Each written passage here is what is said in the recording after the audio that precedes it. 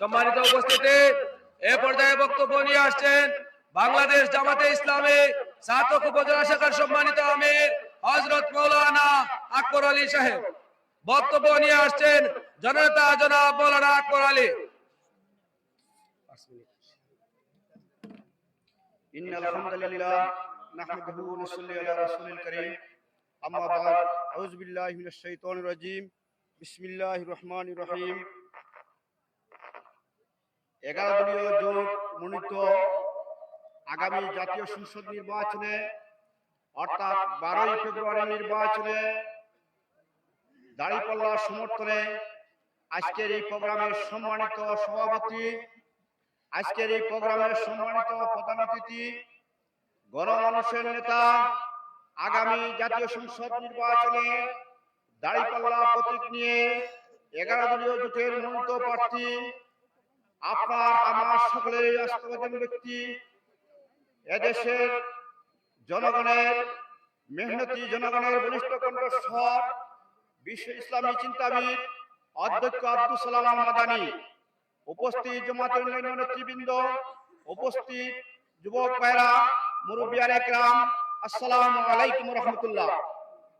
সম্মানিত উপস্থিতি, নির্বাচন আসে, নির্বাচন চলে যায়, প্রার্থীরা তার ওয়াদা দেন এবং প্রার্থীরা ওয়াদা বরখেলাপ করেন।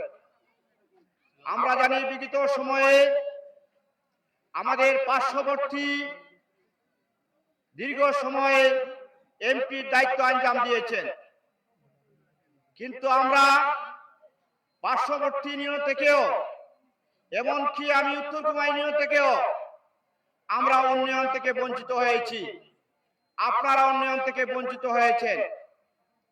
এর একমাত্র কারণ হচ্ছে আমাদের মধ্যে সততা নেই, আমাদের মধ্যে দুর্নীতি নিমজ্জিত। আমরা যদি এই সততা এবং দুর্নীতি থেকে মুক্ত হতে পারি, এ দেশে উন্নয়ন হবে ইনশাআল্লাহ। এই জন্য বাংলাদেশ জামাত ইসলামী আল্লাহর জমিনে আল্লাহর দ্বীন প্রতিষ্ঠার লক্ষ্যে সমাজে কাজ করছে।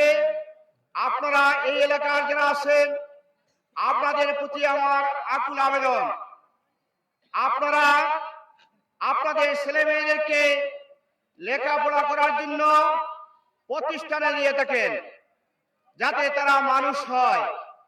এই ছাত্র আমাদেরকে দেখিয়েছে 5টি বিশ্ববিদ্যালয়ে নির্বাচনের মাধ্যমে আমাদেরকে দেখিয়েছে আমাদের আজ যারা প্রতিদ্বন্দ্বী করেছে তারা 1টি আসন মাত্র পেয়েছে। এই জন্য আপনাদের ছাত্রদিকে আপনারা আমার ছেলেরা যে দিক নির্দেশনা দিয়েছে সেদিকে আমরা অগ্রসর হতে হবে। আমরা ডাকসু বিশ্ববিদ্যালয় সহ 5টি বিশ্ববিদ্যালয়ে নিরঙ্কুশ বিজয় অর্জন করেছে ইসলামী ছাত্র শিবির।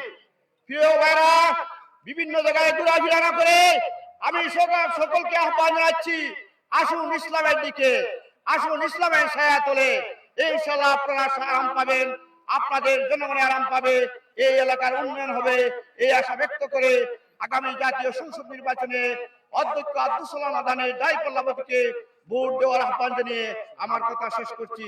আসসালামু আলাইকুম ওয়া রাহমাতুল্লাহ।